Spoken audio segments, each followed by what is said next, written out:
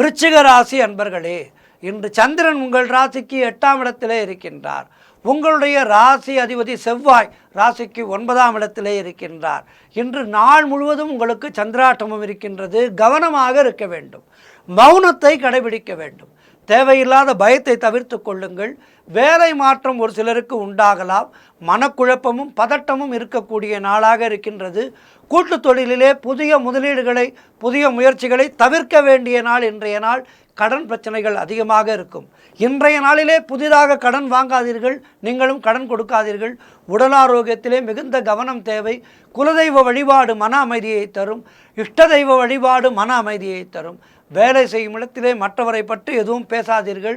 கோபத்தை முற்றிலுமாக தவிர்க்க வேண்டிய நாள் இன்றைய நாள்.